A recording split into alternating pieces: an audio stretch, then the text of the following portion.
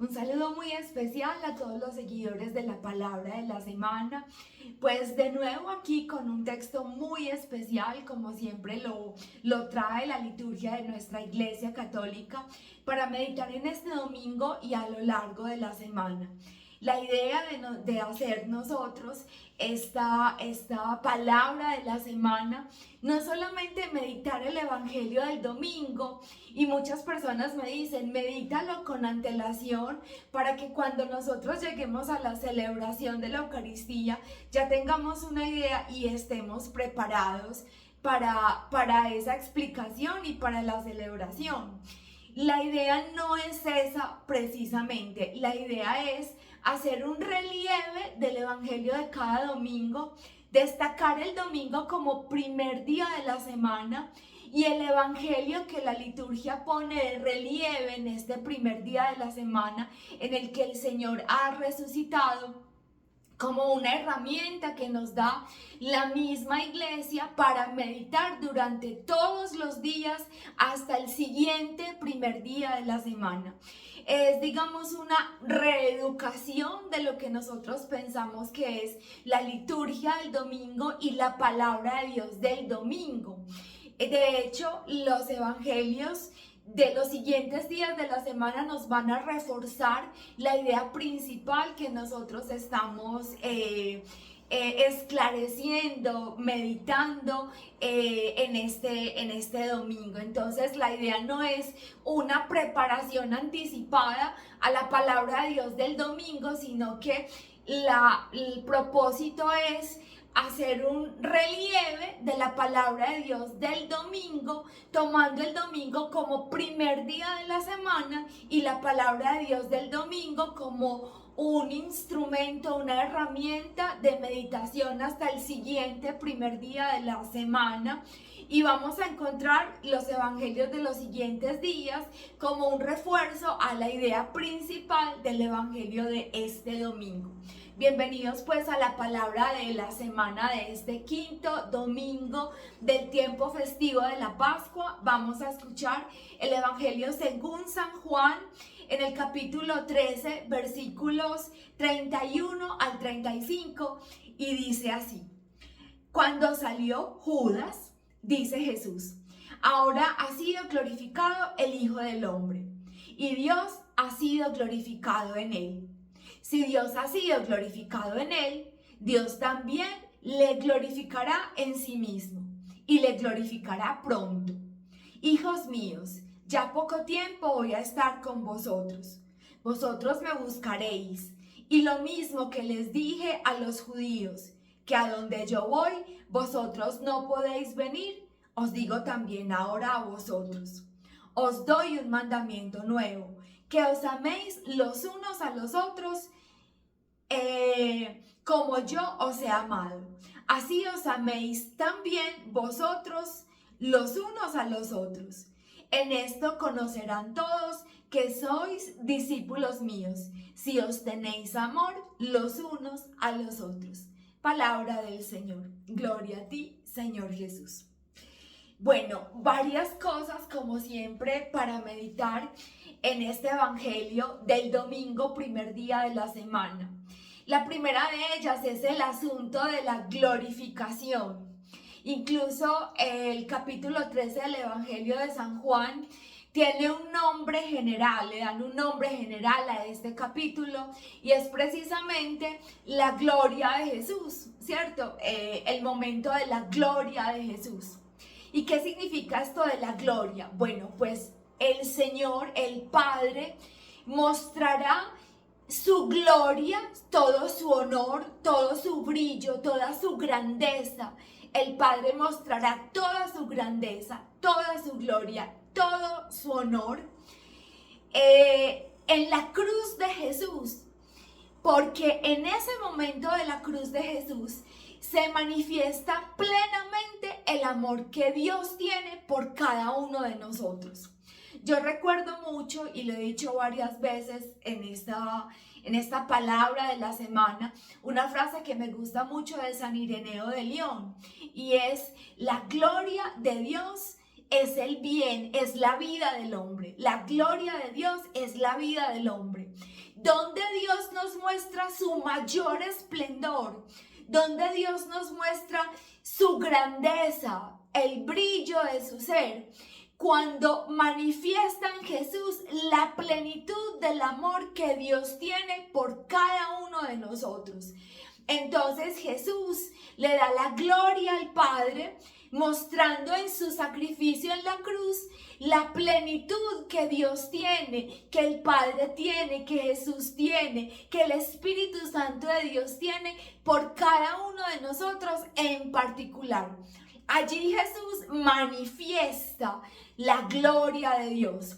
Pero Dios, el Padre, también va a glorificar a Jesús resucitándolo de entre los muertos. El Evangelio no lo dice explícitamente, pero también dice, y también el Padre lo glorificará, y esto acontecerá pronto. Entonces Jesús da la gloria al Padre, mostrando en su sacrificio en la cruz la plenitud del amor de Dios por nosotros, y el Padre también glorificará al Hijo, levantándolo, resucitándolo de entre los muertos. Y también después Jesús dice, ámense los unos a los otros como yo los he amado. Les doy un mandamiento nuevo. ¿En qué consiste la novedad del mandamiento? Ya en el Antiguo Testamento, en el libro del Levítico, en el capítulo 17, versículo 19 creo, ya existe el mandamiento del amor fraterno. Ya Dios había mandado a que los hombres se amaran los unos a los otros. ¿En qué consiste entonces la novedad de este mandamiento que ya los judíos conocían y que los discípulos también conocían? Los discípulos judíos además también conocían. Entonces, ¿en qué consiste esta novedad? Consiste en el fundamento y en el fundamento y la calidad de este amor. El fundamento de este amor es la entrega de Jesús, que manifiesta el amor inmenso, infinito del Padre por cada uno de nosotros. Un amor sin medida, un amor sin condiciones. Entonces el fundamento de este amor es realmente la gloria de Dios, que es el bien del hombre, como lo dice San Ireneo de León. La grandeza de Dios se manifiesta, como ya se los decía, en la entrega de Jesús en la cruz por cada uno de nosotros. Un amor sin límites, un amor sin condiciones. Este es el fundamento de este nuevo amor. Y por la calidad de este amor, un amor que no tiene límites, un amor que no tiene condiciones. Entonces esta es la novedad de este mandamiento, el fundamento y la calidad de este amor. Ahora, el amor que Dios nos manda a tener los unos a los otros no es un esfuerzo moral nuestro, es más bien, se trata más bien de que nosotros participemos en este océano del amor de Dios, de que nosotros nos introduzcamos en este océano del amor de Dios. Ya la gran mayoría de nosotros, espero, está introducido en este océano del amor de Dios, está injertado en la cruz de Cristo en el momento del bautizo. En el momento en que nos bautizan, nos injertan en la cruz de Cristo, que es el momento en que Dios manifiesta plenamente su amor infinito por cada uno de nosotros. En ese momento, nosotros estamos participando íntimamente del amor de Dios para siempre. Dios ya nos ha amado, pero en este momento de nuestro bautizo, el Señor nos ama de manera particular, haciéndonos participar en esa plena manifestación de su amor en el momento de la cruz del Señor. El bautizo, pues, es un momento, digamos, especial de participación nuestra en ese amor del Señor. Pero además de eso, nosotros debemos decir que sí a ese don del bautizo, a ese don de recibir ese océano del amor de Dios en nuestra vida. a recibir el Espíritu de Dios en nuestra vida, en nuestro ser, como morada suya permanente.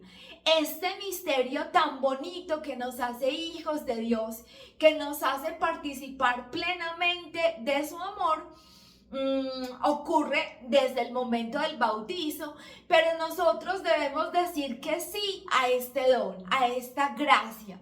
No es pues un esfuerzo moral del ser humano por amarnos todos los unos a los otros sin condiciones y sin medida, sino que es la participación nuestra en este misterio del amor de Dios, lo que nos hace capaces de amarnos los unos a los otros. Amarnos los unos a los otros sin condición y sin medida nos parece muy difícil, y lo es realmente. Pensemos, por ejemplo, en el perdón de una ofensa muy grave a nuestra dignidad, a nuestra honra, a nuestro buen nombre, etcétera, ¿cierto? Pensemos cómo es perdonar, y muchos de nosotros ya hemos experimentado el desafío que constituye para nosotros perdonar. ¿Cómo se logra perdonar? Cuando nosotros decimos que sí y nos volvemos a Dios y recibimos o renovamos más bien esa recepción o esa introducción de nuestra vida en ese océano del amor de Dios, que ocurrió por primera vez cuando nos bautizaron. Nosotros somos como ramitas y el tronco principal es Cristo, que es el Hijo de Dios, hecho hombre por nosotros. Nosotros somos injertos en ese tronco principal. Ese tronco principal que es Cristo nos manifiesta la plenitud del amor de Dios. Y ese amor de Dios es la savia que alimenta nuestras vidas. Esto ocurre cuando nos bautizan, pero nosotros como que nos cerramos a recibir esa savia del amor de Dios que nos hace también capaces de amar, y entonces nos marchitamos. Perdemos la vida interior, perdemos la capacidad de ser felices, porque lo que Dios manda, cuando manda, es nuestra felicidad. Entonces perdemos nuestra capacidad de ser felices. ¿Qué tenemos que hacer? Abrirnos de nuevo a recibir esa savia vivificante del océano del amor de Dios manifestada en Cristo. Nosotros, sus ramitas, estamos injertados en ese tronco, recibimos la savia vivificante del amor de Dios. Recibimos su Espíritu Santo, que es el amor de Dios entre el Padre y el Hijo, recíproco, hecho persona. Lo recibimos también en el momento del bautizo, y lo recibimos a plenitud en el momento en que recibimos el sacramento de la confirmación. Entonces, de esto pues se trata la novedad de este mandamiento nuevo, y este mandamiento nuevo somos capaces de realizarlo en la medida en que nosotros también nos abrimos al amor de Dios. No es un esfuerzo moral. ¿Cómo lo sabemos? Por ejemplo, nadie ha amado tanto en la historia humana como los santos. ¿Cómo han sido capaces ellos de amar así? Madre Teresa de Calcuta, San Felipe Neri, San Juan de Dios, San Camilo de Lelis, tantos otros, San Juan Bosco, sus vidas entregadas a Dios, sus vidas entregadas a los hombres por amor a Dios. ¿Cómo han sido capaces? Ellos se han abierto plenamente a esa experiencia del amor de Dios, que los ha hecho capaces de amar también sin límites y sin medida. Finalmente, el distintivo de la comunidad cristiana es el amor. Por eso nos reconocerán. Nos van a reconocer entre los demás porque somos capaces de amar, porque somos capaces de llevar a la práctica este mandamiento nuevo del amor. Y además de que el amor es nuestro distintivo, es nuestra misión. Nuestra misión es esparcir el amor de Dios en el mundo, en nuestra familia, en el trabajo, en el estudio, en la parroquia, nosotros tenemos la misión de esparcir ese amor de Dios que hemos recibido en el mundo a través del amor que nosotros somos capaces también de dar por gracia de Dios, porque Dios así nos lo permite y nos capacita para ello. Entonces, la comunidad cristiana es el lugar donde el amor de Dios se realiza, donde recibimos esa plenitud del amor de Dios. La comunidad cristiana tiene el signo distintivo del amor y tiene la misión de llevar el amor de Dios al mundo, en todos los lugares donde nosotros nos movemos. No nos tenemos que ir para la Conchinchina. Tenemos que hacer, por ejemplo, un esfuerzo de acercarnos al amor de Dios en sus sacramentos, en la confesión, en la comunión, donde Dios mismo nos abraza con su amor y sana y restaura nuestra vida. Y así somos capaces de amar y de manifestar ese amor de Dios sin límites, sin condiciones, sin medida en el mundo. Bien, este es el mensaje que yo quise compartir con ustedes en este primer día de la semana, en esta palabra de la semana, y espero que sea una semana de mucha conciencia de este mensaje. No olvidemos este mensaje del domingo fácilmente en los días siguientes de la semana. Que esta semana sea una semana muy consciente de la palabra que hoy hemos recibido. Que cuando lleguemos al sábado, al atardecer, prontos para recibir la siguiente palabra con la que Dios quiere alimentarnos, hayamos meditado en profundidad y hayamos sido muy conscientes del mensaje que Dios, que el Señor nos ha querido dar hoy. Un abrazo fraterno pues a todos ustedes y feliz semana, feliz quinta semana de Pascua en el Señor.